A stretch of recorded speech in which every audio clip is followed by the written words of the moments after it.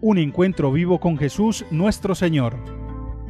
De la incredulidad a la fe, del paganismo al bautismo, testimonios y conversiones, porque es hora de volver a Dios. Bienvenidos. Y comenzamos con: abortó 3 veces, fue enfermera abortista, se drogaba, y entonces recordó su catequesis de niña. Patricia Sandoval ya tiene experiencia como oradora y a menudo explica su testimonio en encuentros juveniles o de familias. Este es un texto de Religión en Libertad. Patricia Sandoval cuenta su historia en HM Televisión en el programa Cambio de Agujas. Es el testimonio de una hispana de California lejos de Dios, que abortó 3 veces, pasó a trabajar como enfermera en la cadena abortista Planned Parenthood, tomó conciencia del horror del aborto y volvió a la fe. Hoy anima a defender la vida de todos, ayuda a otras mujeres a superar las heridas del aborto, defiende la castidad y la familia, y proclama: nunca es tarde para volver a empezar. Es posible, con la ayuda de Dios, transformar tu vida después de una desgracia. Patricia Sandoval nació en California, en una familia de origen mexicano y católico, aunque alejada de Dios. En casa se vivía solo una espiritualidad de nueva era, New Age. Cuando Patricia tenía 12 años, sus padres se separaron. A Patricia le tocó ejercer como madre de familia, atendiendo a su padre y a su hermano pequeño. A cambio, su padre le daba mucha libertad para salir de casa y ningún horario para regresar. En ese ambiente permisivo, apenas año y medio quedó embarazada 3 veces y abortó 3 veces.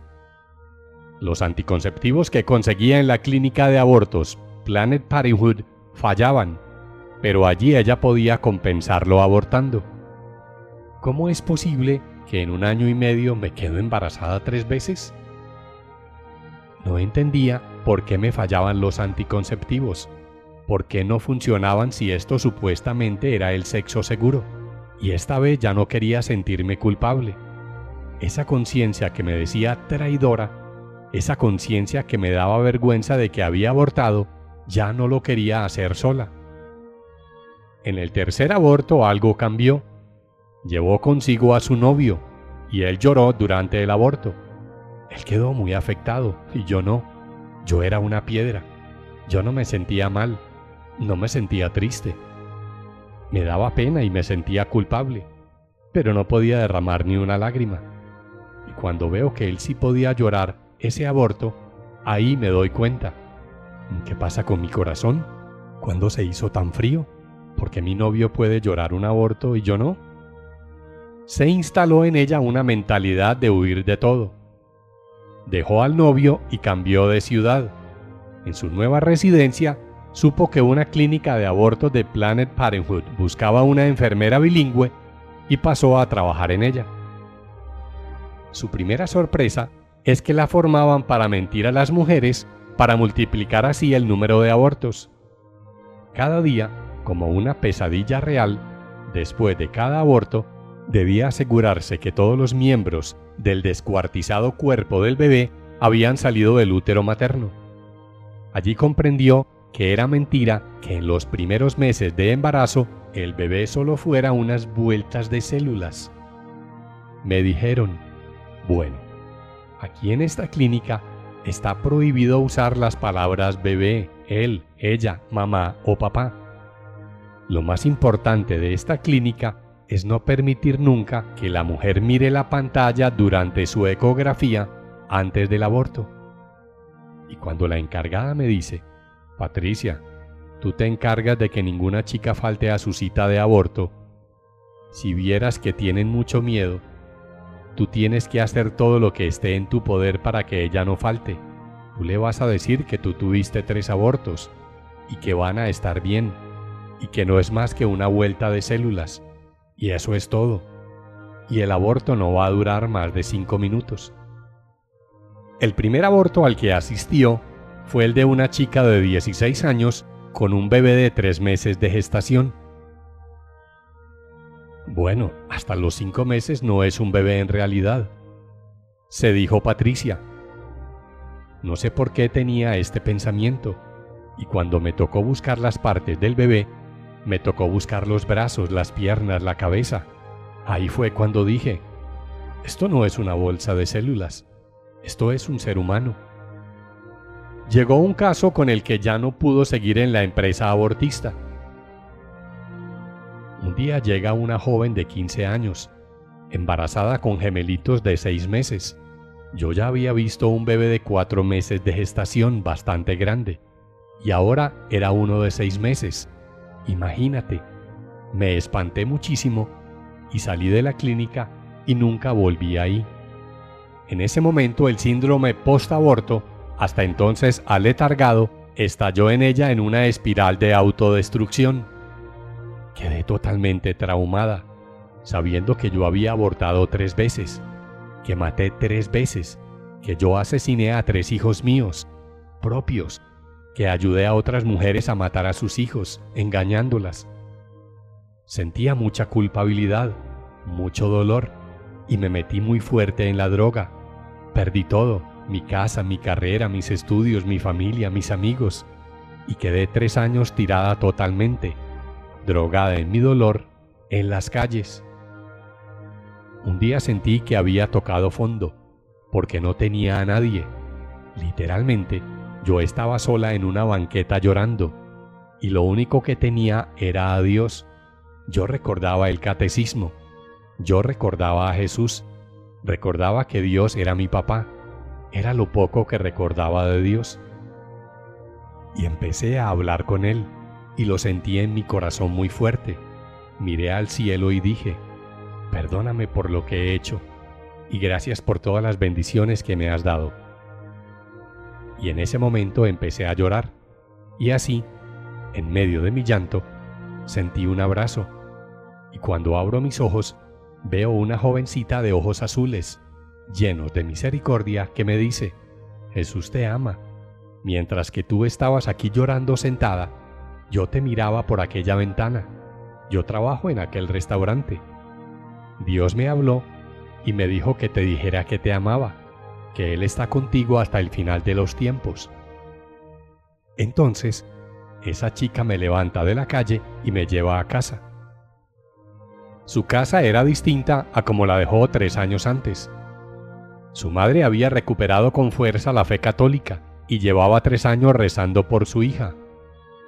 Mamá iba al Santísimo, a misa, y gracias a ella yo pude sanar, y con la fe y con la ayuda de Dios salí de las drogas y salí de todo.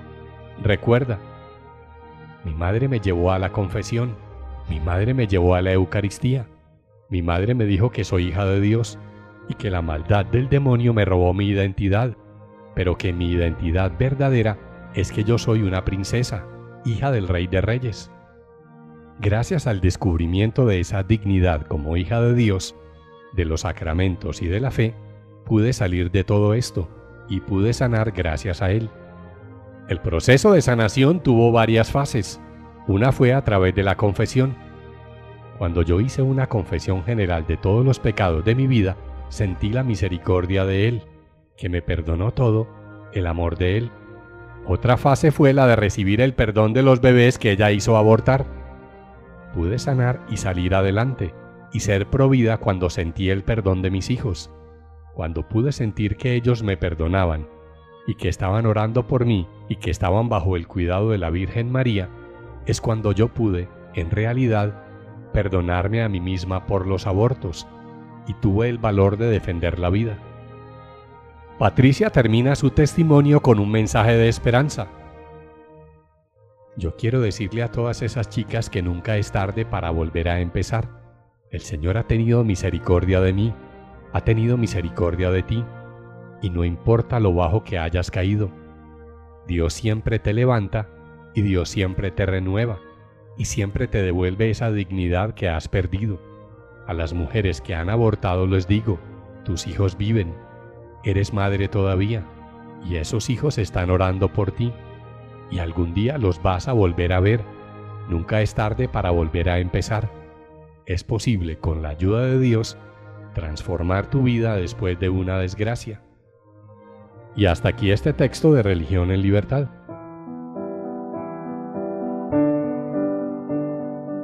Vamos ahora con el poder evangelizador del arte.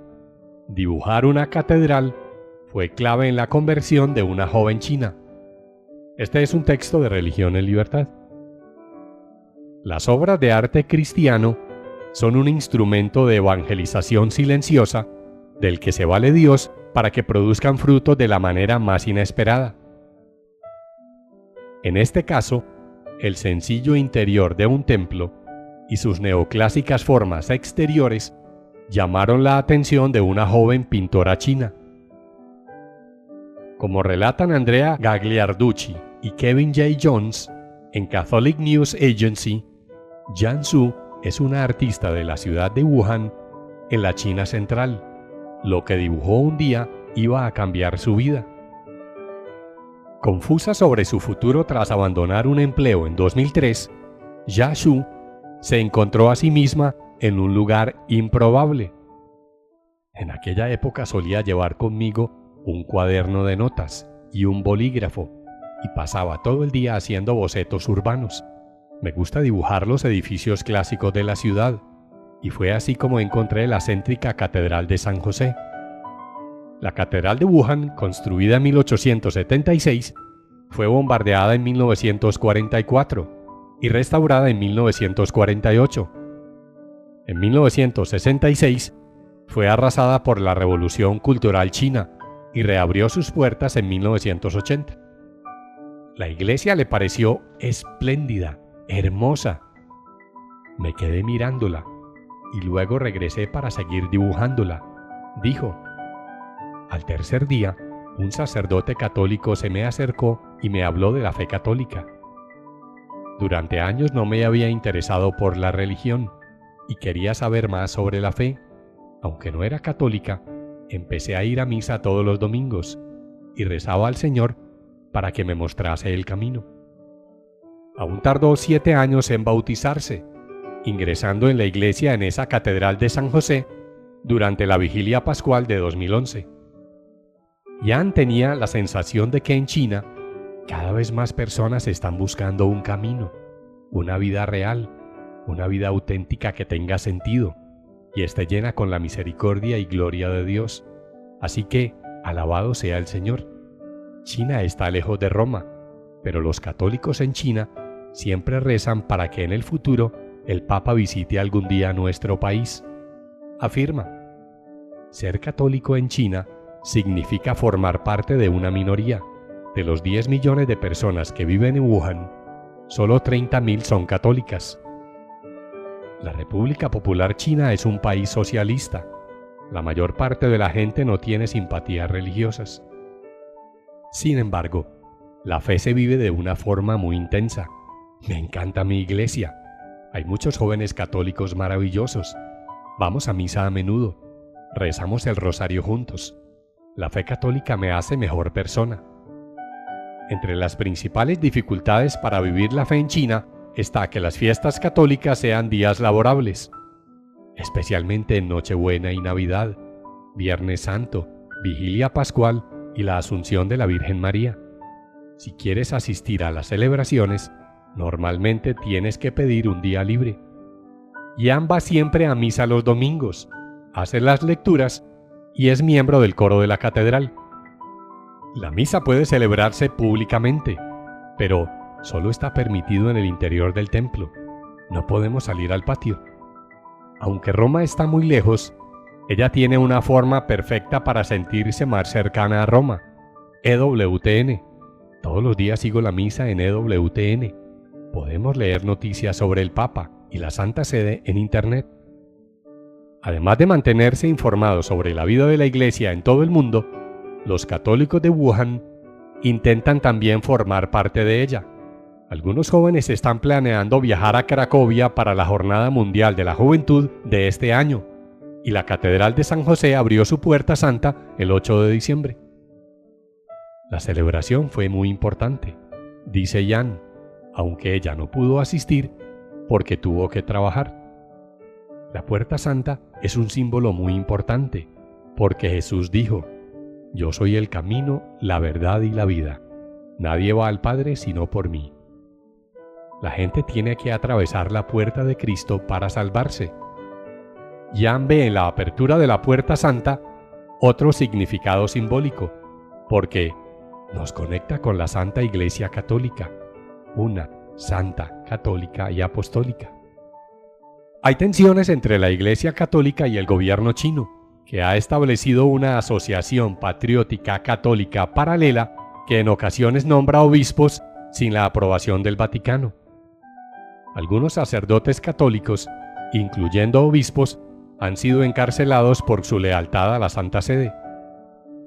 Estos problemas también tienen incidencia en Wuhan. Jan dice que siempre tiene que enfrentarse a los prejuicios de otras personas. En 2007 volvió a la escuela y se graduó en Historia del Arte. Vio en ello otra forma de ayudarme a mantenerme en contacto con la fe católica. Jan acaba de crear un retrato especial de Santo Tomás de Aquino, con el que ganó el concurso internacional Veritas et Amor que organiza el Circolo San Tommaso da Aquino, asociación cultural italiana consagrada al influyente teólogo, filósofo y santo del siglo XIII. Su retrato presenta a Santo Tomás de Aquino con el estilo de un manuscrito iluminado. Santo Tomás de Aquino me hace pensar sobre cómo construir el fin de mi vida y averiguar los planes de Dios para mí. Los planes de Dios son casi siempre insondables, solo tienes que rezar. Jan dice que encuentra consuelo en el arte. Pintar o dibujar cosas de Dios es para mí una forma especial de oración. Y continuamos con Emil Kuffel se bautiza a los 23 años y explica por qué. Era agnóstico, pero las matemáticas, la historia y las manifestaciones pro familia le trajeron la fe. Las matemáticas le llevaron a Dios. La historia le acercó a Cristo y las manifestaciones pro familia en Francia le condujeron al bautismo católico. Este es un texto de Religión en Libertad. Emil es de familia agnóstica y se educó sin religión alguna, acudiendo siempre a escuelas públicas. Como siempre le gustó la historia, se planteaba sus orígenes. Por parte de padre, antepasados polacos, la fe católica debió ayudarles cuando llegaron a Francia, comenta en Famille Chrétienne. Por parte de madre, ancestros de la Vendée, la región devota del Sagrado Corazón de Jesús, que sufrió un auténtico genocidio por parte de las tropas republicanas y laicistas al final del siglo XVIII. Emil estudió matemáticas 2 años en Tours antes de pasarse a la arquitectura en Bruselas.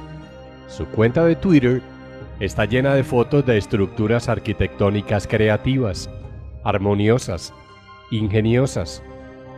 Admira la inteligencia tras la creatividad, y eso es lo que captó en las matemáticas y la naturaleza.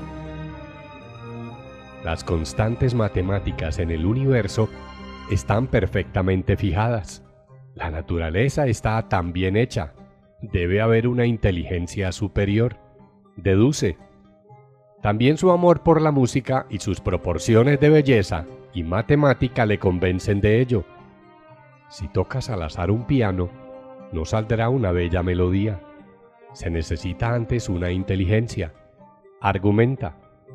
Desde niño le interesaba la cuestión por Dios, y leyendo historia y filosofía, fue conociendo muchos grandes hombres que le inspiraron, y eran cristianos. Todos los grandes hombres de la historia que me inspiraban creían en Jesucristo, y me dije que la iglesia estaba legitimada por hablar de Dios. En 2013 llegó el gran movimiento de las Manifs pour tous en Francia en defensa de la familia, del derecho de los niños a tener un papá y una mamá, a que el matrimonio se mantuviese como una unión muy concreta, la de la complementariedad entre hombre y mujer, lo masculino con lo femenino. Cientos de miles de franceses salieron a las calles en manifestaciones masivas 5 veces. Otros muchos participaban en actos más pequeños. los centinelas de pie, las veladas sentadas. Esta gente me tocó profundamente. Encarna todo lo que pensaba sobre el matrimonio, la adopción, los vientres de alquiler. Para mí fue un despertar espiritual, porque eran en su gran mayoría los católicos los que tenían el coraje de recordar que la familia es sagrada. Tenía la impresión de que Dios me estaba mirando desde arriba y me invitaba a seguir adelante. Ya no podía volver atrás. Recuerda, para entonces ya vivía en Bruselas, volcado en sus estudios. Sentía con fuerza el deseo de ser bautizado, pero ¿dónde acudir? Hizo lo mismo que todo el mundo en esta generación, buscar en Google. Tecleó las palabras bautismo adulto y encontró una web publicada por la Conferencia Episcopal Belga sobre el tema, www.baptemeadulte.be. Después de leérmela por completo, me dije, tengo que hacerme católico. Explica. Así se puso en contacto por primera vez con un cura. Era el padre Mario Rosas, que le invitó a explorar las distintas parroquias de Bruselas y elegir la que le hiciera sentir mejor. En el centro de su barrio encontró la misa celebrada por la forma extraordinaria del rito latino por un sacerdote de la Fraternidad de San Pedro, una congregación tradicional católica plenamente fiel a la Santa Sede. Encontré la sacralidad que mi fe necesitaba para desarrollarse. Afirma. Desde febrero de 2015, este estudiante de arquitectura va a misa cada domingo y acude a las charlas en su parroquia multicultural que le acoge con gusto. En Pascua de 2016 se bautizó. Después de un primer momento de asombro en su familia, ahora uno de sus primos, inspirado por él, se anima también a ir a misa cada domingo. Y hasta aquí este texto de Religión en Libertad. Y llegamos hacia el final de nuestro capítulo de hoy. La invitación es para nuestro próximo programa. Los esperamos entonces.